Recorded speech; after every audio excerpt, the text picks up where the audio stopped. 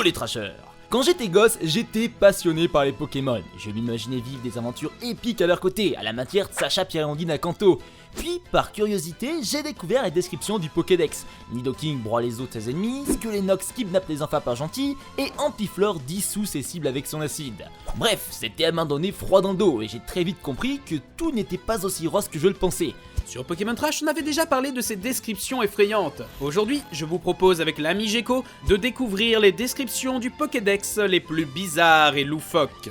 Les descriptions du Pokédex les plus illogiques. Vous souvenez-vous quand on était jeune et innocent, un brin d'exagération suffisait pour nous amuser. Je te brûle à 1 million de degrés. Oui, bah moi je t'arrête avec mon gigantesque trou noir de la mort. Ouais, la logique c'était pas notre fort, hein. Pourtant que je sache, l'équipe de Game Freak c'est des adultes. Alors pourquoi font-ils des choses pareilles? Prenons Gardevoir par exemple. Le Pokédex de Pokémon Diamant nous dit que Gardevoir est doté d'un pouvoir télékinésique lui permettant de déformer les dimensions et de créer un petit trou noir. Ouais, un trou noir. Alors, pour ceux qui n'auraient toujours pas réalisé, rien qu'un trou noir de la taille d'une pièce de monnaie est bien plus massif que la Terre, et sa surface de gravité plus d'1 milliard de fois plus puissante que la gravité terrestre.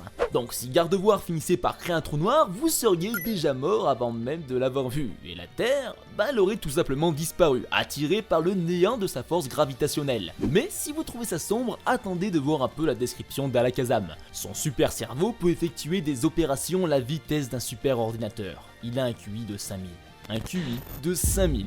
Rien que le QI le plus haut jamais enregistré chez un être humain est détenu par le chinois Terence Tao avec 230. Pour vous donner un ordre d'idée, celui d'Einstein n'aurait été que de 160 et la moyenne française n'est quant à elle que de 98. Alors 5000. Théoriquement, notre QI n'a pas de limite, ou alors nous ne sommes pas encore en mesure de la déterminer. Mais déjà qu'un QI de plus de 145 peut être vécu comme un handicap pour certains, les conséquences pour un être humain possédant un QI supérieur à 500 pourraient alors être importantes. Mais ça ne semble pas être le cas des Alakazam, qui pourraient littéralement nous dominer.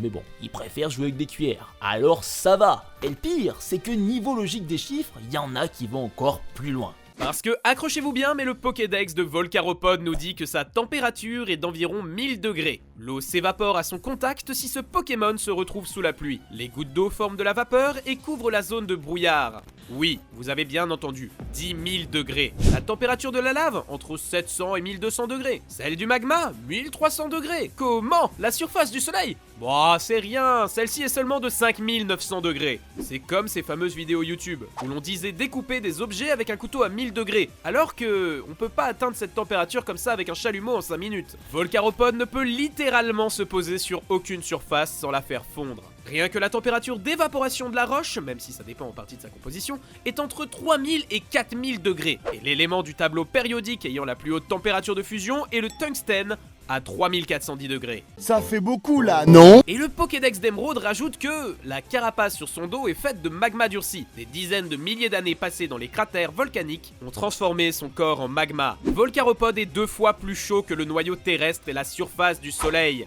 Donc non, il n'est pas fait de magma mais sûrement de plasma. Comme le soleil d'ailleurs, un état de la matière qui peut quant à lui bien atteindre les 10 000 degrés Celsius. Mais bon, passons, le physique aussi ça compte, et il y a sûrement plus logique à ce niveau-là. Blindépic par exemple, un Pokémon plus récent, Loyal Starter de type plante de la 6G, sa description nous dit que il est si puissant qu'il pourrait renverser un char de 50 tonnes d'un seul assaut. Il se sert de son corps comme d'un bouclier pour protéger ses alliés. Bien sûr, un char de 50 tonnes, d'un seul coup. C'était le poids de la plupart des chars d'assaut français durant la Seconde Guerre mondiale, et rare étaient les armes à être en mesure de les faire bouger. Pas grave, passons à Metang alors. Sa description dans Pokémon Diamant nous apprend qu'il est formé de 2 térales soudées. Son corps de fer résiste à un choc avec un avion à réaction. Pardon? Un avion en réaction, ça vole entre 800 et 1000 km/h. Alors c'est certes pas aussi rapide qu'un missile, mais c'est assez puissant pour faire de sérieux dégâts, puisque son énergie cinétique serait donnée par cette formule. Soit 10 puissance 8 joules, ce qui signifie que Metang peut résister à l'équivalent de l'énergie dégagée par une explosion de 20 kg TNT. Elle pourrait, selon Pokémon Emeraude, voler à 100 km/h. Ça signifie donc qu'avec une peau aussi dure et à pleine vitesse, Blindépic et Metang peuvent mettre KO n'importe quel Pokémon avec charge. Ouais.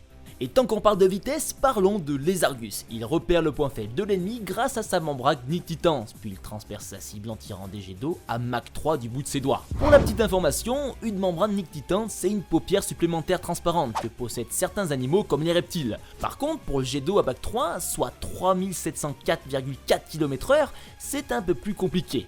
Ça correspond certes à la vitesse d'une balle de fusil, soit entre 2800 et 4000 km/h, mais le truc c'est qu'un fusil c'est fait en métal pour résister au choc de la détonation, et que je sache, c'est pas trop le cas des dos des Argus. Alors admettons qu'il ait l'énergie suffisante pour tirer à Mach 3, ben il perd ses doigts dans une petite explosion sanglante. Mais bon, c'est rien, c'est le Pokédex. Les descriptions de Pokédex les plus pathétiques. Bon, on a fait le tour des descriptions totalement nawak, mais on n'a toujours pas notre pire description. Dans ce cas, allons voir du côté de ceux pour qui il aurait mieux fallu ne jamais exister. Baudrive par exemple, vous aurez sûrement déjà entendu d'horribles choses à son sujet, comme quoi il capturait des enfants par exemple. Mais la plupart du temps, ça se passe pas trop comme prévu. Il tire sur les mains des enfants pour les kidnapper, mais il finit toujours par se faire entraîner. Pour se faire des amis, il s'approche des enfants, mais ces derniers le malmènent souvent, ce qui le pousse à s'enfuir. Je suis seul contre tous. La vie n'est qu'une pute. Et c'est même pas le seul en manque de crédibilité. Migalos, Pokémon insecte de la 2G, est très souvent oublié. Et pour cause, il est pas spécialement fort, pas spécialement original, et sa description aide pas vraiment. Il peut produire des fils de soie par l'arrière ou par sa bouche. Il est difficile de les différencier. Alors, je veux bien, le camouflage, tout ça, ça existe aussi chez nous, mais de là à confondre une corne, 2 crochets acérés et un regard énervé, avec un fessier et 2 ronds. Et toujours en parlant d'insectes, que pensez-vous de Yanmega, Pokémon de la 4G qui avait été l'un des compagnons de Jessie à Sinnoh? Selon le Pokédex de Pokémon Heart Gold, il peut voler avec aise tout en portant un adulte dans ses pattes. Les ailes de sa queue lui servent de balancier. Voler avec la grâce d'une libellule de presque 2 mètres. Plutôt stylé, Du moins quand tu sais pas que chacun des battements de ses ailes provoque des ondes de choc qui infligent des graves blessures internes. En plus, il est même pas capable d'apprendre la capacité vol, ce qui signifie qu'un professeur Pokémon a dû faire une erreur. Et on ne parlera même pas des Pokémon pour qui leur propre existence est un problème. Férosinge par exemple. Quand Férosinge pique soudain une terrible colère, tout le monde autour de lui s'enfuit. Mais il supporte mal la solitude, et ça l'énerve encore davantage. En soi, c'est assez dramatique et on pourrait se dire que ce n'est que le karma, mais pour son évolution Colossinge, ça va encore plus loin. Il arrive qu'il s'énerve tellement qu'il en meurt. Son visage, lorsqu'il meurt ainsi, est empreint d'une grande sérénité. Un peu con le macaque. Mais il y a aussi Spoink, dont chacun de ses bonds fait battre son cœur. Et s'il s'arrête, il meurt. Encore des créatures qui ne passeront pas la sélection naturelle. Et en parlant de saut, s'il y en a bien un qui devrait s'en abstenir, c'est bien Brazegali, qui a des jambes tellement puissantes qu'il peut sauter par-dessus un immeuble de 30 étages, soit une centaine de mètres de haut. Autant vous dire qu'avec une telle puissance, pour 2 mètres et plus de 50 kilos, il a intérêt à savoir retomber sur ses pattes. Et parfois, ils sont juste complètement stupides. Comme Drabi, qui dès sa naissance saute depuis le haut des falaises en rêvant un jour de voler. Une tête en acier, mais un cerveau rikiki. Exactement comme Rhinocorn. Le cerveau de Rhinocorn est tout petit, à tel point que lorsqu'il attaque, il lui arrive d'oublier pourquoi il a commencé à charger. Il lui arrive de se souvenir qu'il a démoli certaines choses. Comme quoi, être la première évolution du premier Pokémon jamais créé ne fait visiblement pas tout. Mais tout ça, ce n'est rien à côté du boss ultime. Celui qui n'a pas à craindre les 5000 tuiles d'Alakazam, les canicules de Volcaropod ou la tragédie de Férosinge et Colossinge. Darumaru. Alors, attendez, je m'explique. Avoir trop chaud, c'est une galère, Peu importe les couches de vêtements retirées, ça change rien. Alors que quand il fait froid, on a tous notre petite technique. Mettre 2 paires de chaussettes, se munir d'un gros sud à capuche ou encore une bonne doudoune bien chaude. Eh bien, les habitants du Nice, eux, avaient la solution. Les gens d'autrefois avaient l'habitude de mettre ces crottes brûlantes sous leurs vêtements pour se réchauffer.